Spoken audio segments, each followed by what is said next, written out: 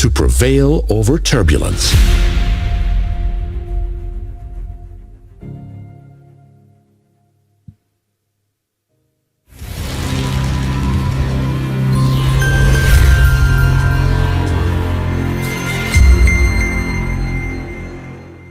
Bapak dan Ibu undangan yang kami hormati, selanjutnya mari kita simak bersama keynote speech Presiden Republik Indonesia Bapak Joko Widodo.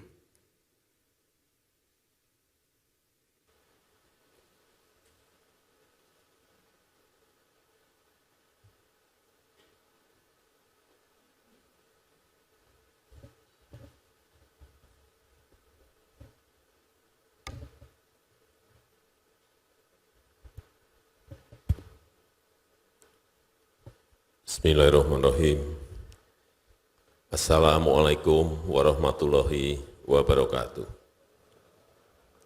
Selamat pagi, salam sejahtera bagi kita semua. Om Swastiastu, Namo Buddhaya, salam kebajikan. Yang saya hormati para Menko, para Menteri, yang mulia, Duta Besar negara-negara sahabat, yang saya hormati Dirut Bank Mandiri beserta seluruh jajaran, Bapak Ibu para tokoh, hadirin dan undangan yang berbahagia. Kita ini sering lupa bersyukur, sering lupa. Tapi kalau kita ingat di 2020, kemudian di 2021, kemudian di 2022, wajib hukumnya kita bersyukur.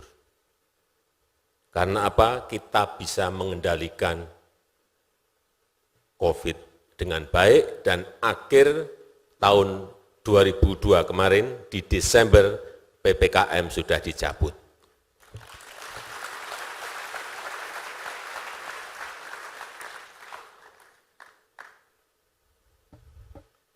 Bukan hal yang gampang. Saat awal-awal, dunia nggak pernah ada yang memiliki pengalaman terkena pandemi seperti ini. Negara-negara selain kita. Jadi mau belajar ke siapa? Nggak ada. Pakemnya seperti apa? Nggak ada. Standarnya seperti apa? Nggak ada. Semuanya gugup.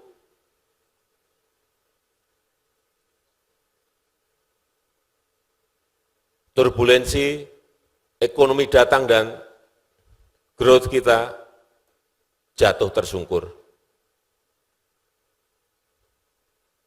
Bagaimana mengendalikan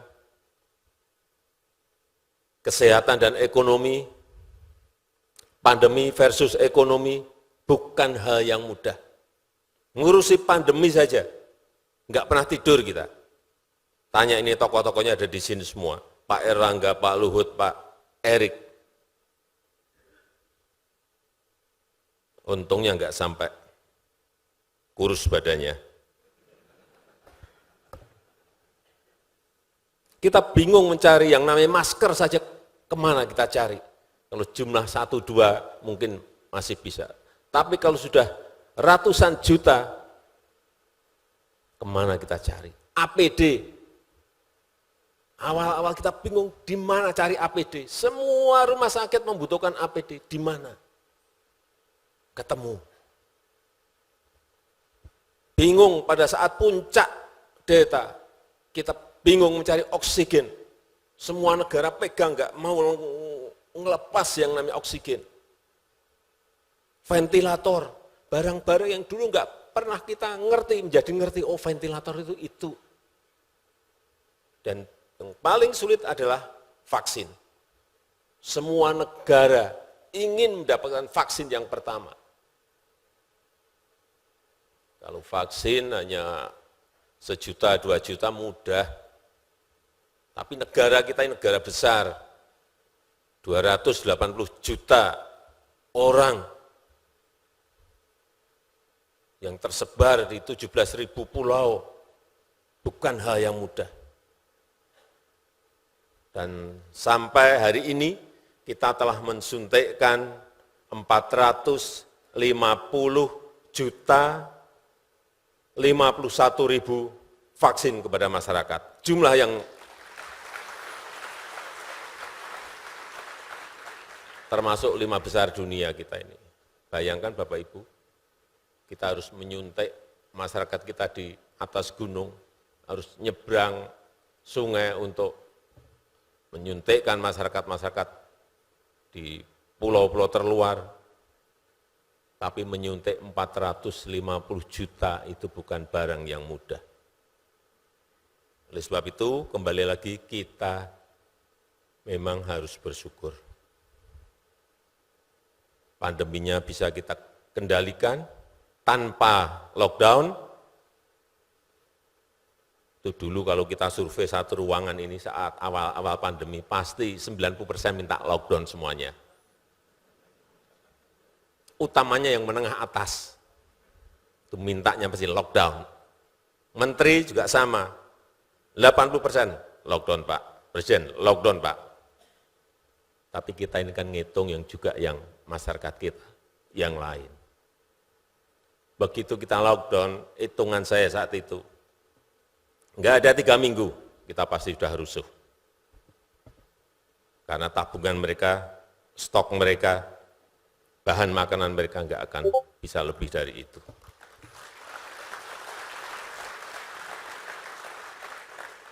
Sehingga meskipun saat itu kita gagap gugup, tetapi saya masih tenang, jernih dan bisa memutuskan dan alhamdulillah tidak keliru. Yang kedua yang ingin saya sampaikan, sisi ekonomi. Kita ini harus optimis, jangan sampai ada yang pesimis, satu orang pun harus pesimis, harus optimis, jangan pesimis.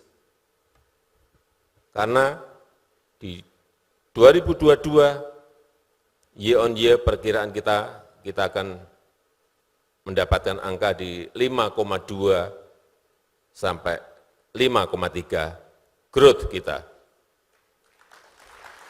Dan inflasi masih terkendali di angka 5,5%. Purchasing Managers Index juga berada di angka yang ekspansif, 50,9.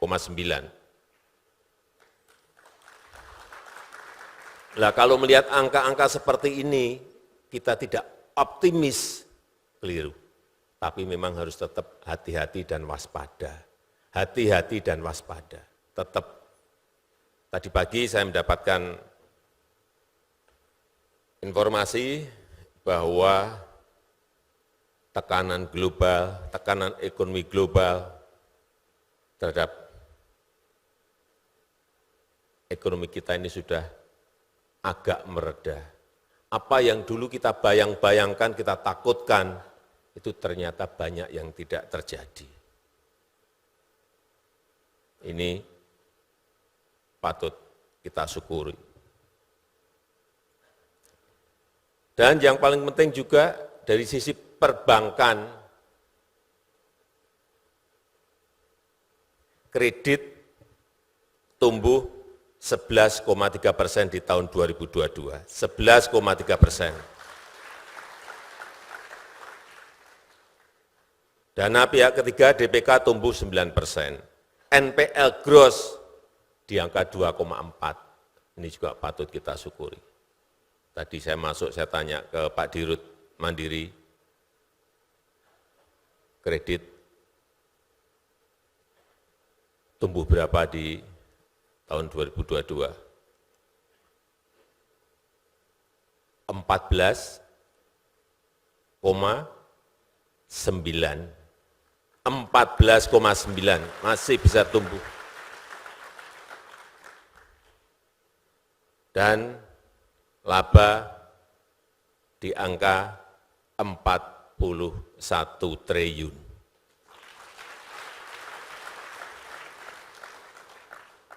Kadang-kadang saya mikirin kok tumbuhnya tinggi banget, Jangan-jangan bunganya ketinggian.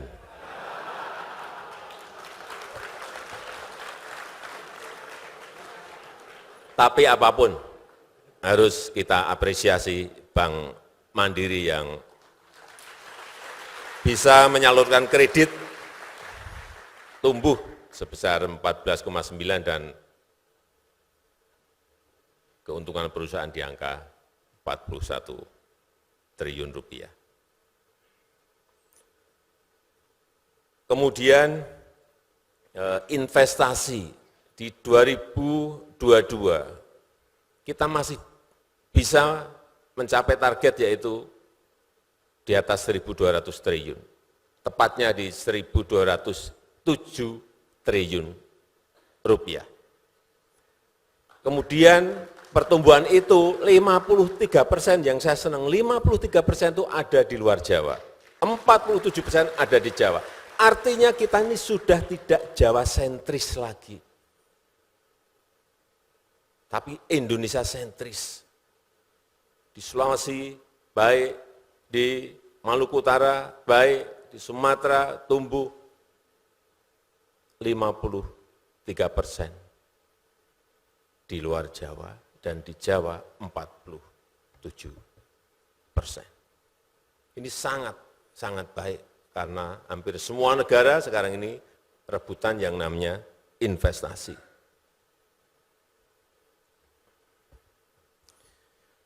Kenapa mereka mau berinvestasi? Menurut saya ada banyak hal. Yang pertama, pemerataan infrastruktur yang tidak hanya di Jawa saja, tapi sudah hampir merata di luar Jawa.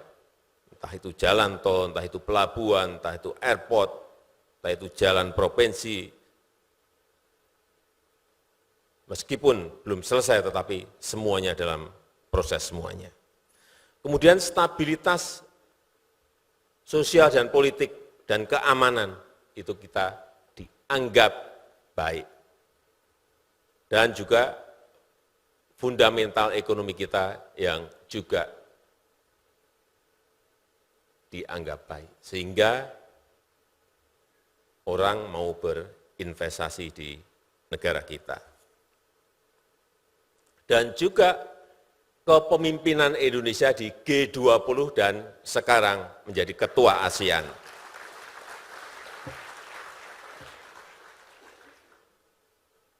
Dan kontribusi besar dalam pertumbuhan ekonomi kita memang masih di konsumsi. Dan yang kedua di investasi. Oleh sebab itu, investasi ini betul-betul harus kita jaga. Baik investasi yang dalam ukuran kecil, di UKM-UKM kita, maupun yang gede di korporasi-korporasi yang masuk ke Indonesia. Saya ingin mengulang lagi bahwa yang namanya hilirisasi itu menjadi kunci. Konsistensi kita di dalam industrialisasi, hilirisasi menjadi kunci. Jangan kita hanya senang karena keberhasilan di nikel. Ya, nikel memang menjadi sebuah contoh.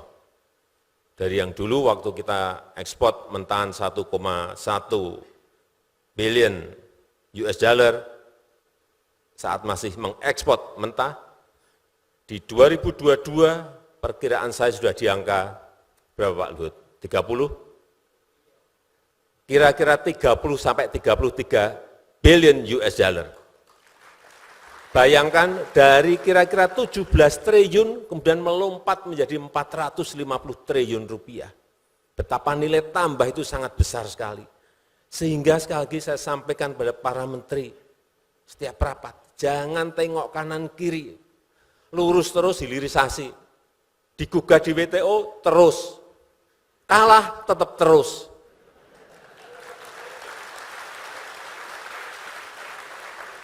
Karena inilah yang akan melompatkan negara berkembang menjadi negara maju bagi negara kita. Jangan berpikir negara kita akan menjadi negara maju kalau kita takut menghilirkan bahan-bahan mentah yang ada di negara kita. Dan yang paling sulit memang mengintegrasikan dari hilirisasi komoditas-komoditas yang kita miliki. Proyeksi dampak hilirisasi minerba dan migas itu akan menambah PDB kita sebesar 699 US dollar. Dan lapangan kerja yang akan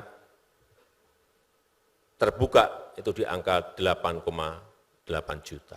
Ini sebuah dampak yang sangat besar sekali. Membuka lapangan kerja yang sebesar-besarnya. Jangan sampai ini nikel sudah stop. Saya sudah sampaikan lagi, boksit di Desember kemarin, boksit stop, bulan Juni. Nanti sebentar lagi mau saya umumkan lagi, tembaga stop. Tahun ini, stop. Karena saya cek kemarin smelternya Freeport dan smelter yang ada di NTB sudah lebih dari 50% jadi. Freeport itu sudah 51%. Jadi berani kita stop. Dan supaya ingat, Freeport itu sudah mayoritas milik kita. Jadi jangan terbayang-bayang, jangan terbayang-bayang lagi Freeport itu masih miliknya Amerika. Sudah mayoritas kita miliki. Boksit, kenapa kita harus nikel sudah, boksit kenapa harus kita stop? Saya berikan contoh saja. Indonesia ini ekspor bahan mentah boksit, ekspor ornya itu kita nomor 3 di dunia. Mentahan yang kita ekspor.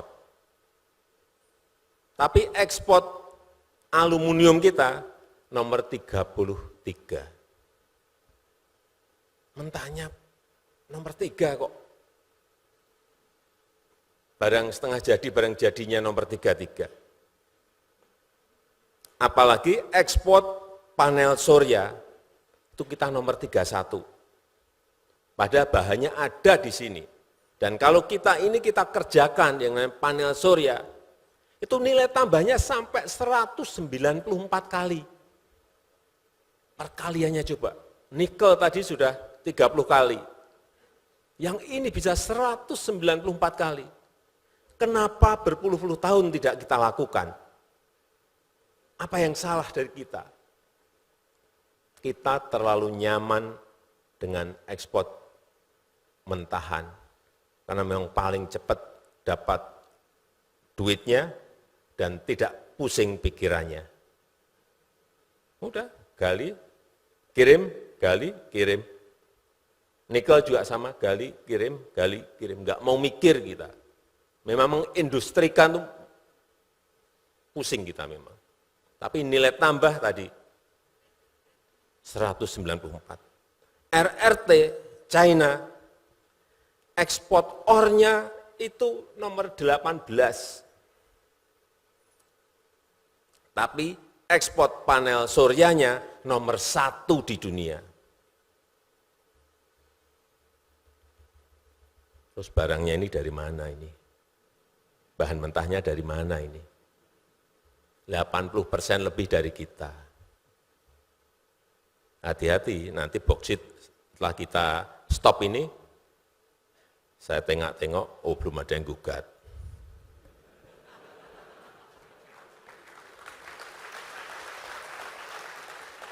Karena kita dulu-dulu kalau digugat itu takut banget. Waktu nikel kemarin digugat, takut, pada takut. Digugat ya siapkan lawyer yang baik, tapi kita kalah. Kalah, kita sudah kalah, nikel ini kita sudah kalah. Terus kalau kalah gimana? Ya terus saja hilirisasi, kenapa kalah? Banding, nggak tahu menang atau kalah nanti kalau banding. Kalah ya tetap terus, barangnya udah jadi, industrinya sudah jadi, ekosistemnya sudah jadi. Jangan mundur, kalau mundur udahlah. Jangan berharap kita ini menjadi negara maju. Timah, yang ketiga timah. Kita ini nomor 1 pengekspor tin ore.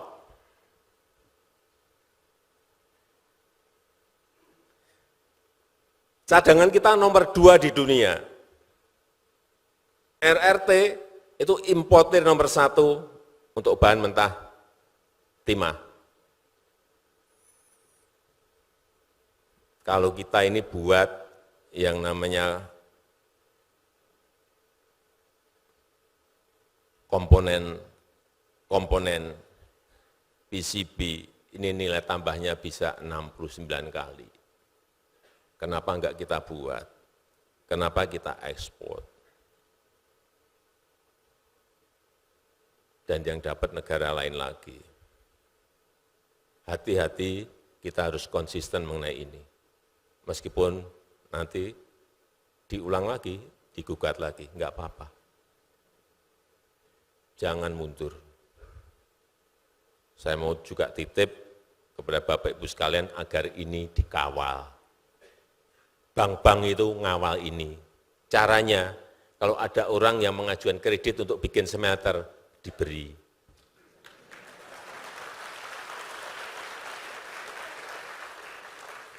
Apalagi orang kita sendiri, jangan dipersulit. Jelas, untungnya jelas, untuk negara jelas, untuk perusahaan juga jelas. Apa yang harus kita tanyakan lagi?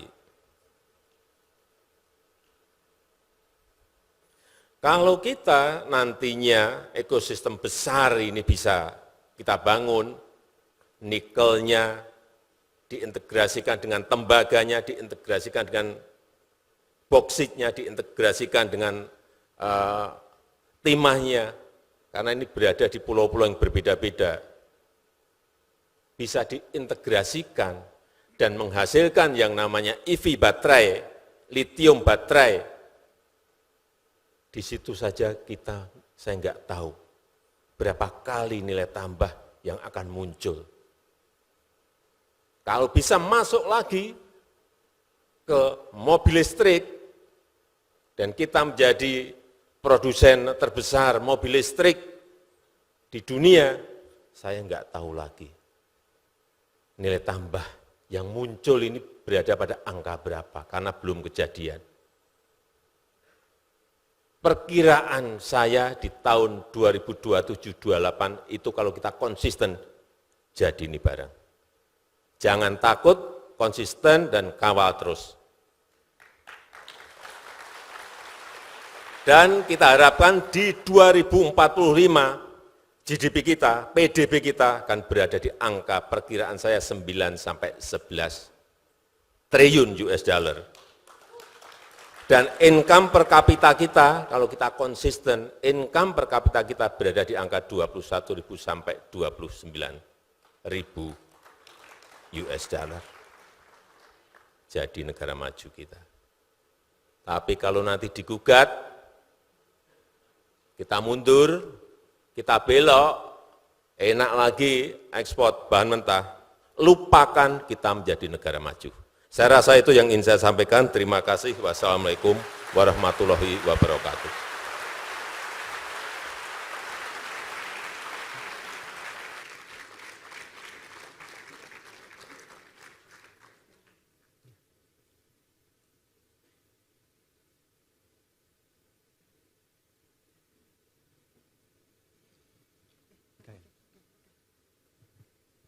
Selanjutnya mari kita saksikan tayangan video Ibu Kota Nusantara.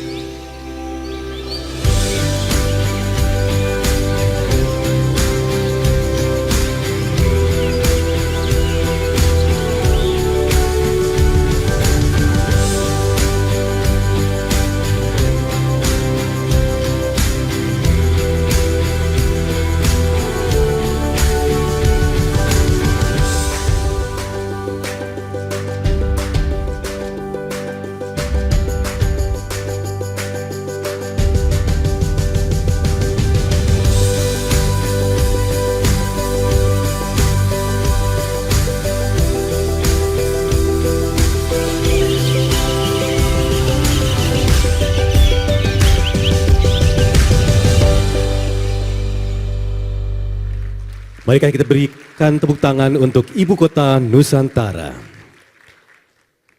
Bapak Ibu yang kami hormati, sebagai ungkapan rasa syukur atas terlaksananya acara kita pada pagi hari ini, marilah kita doa bersama yang akan dipimpin oleh Kiai Haji Muhammad Hidayat.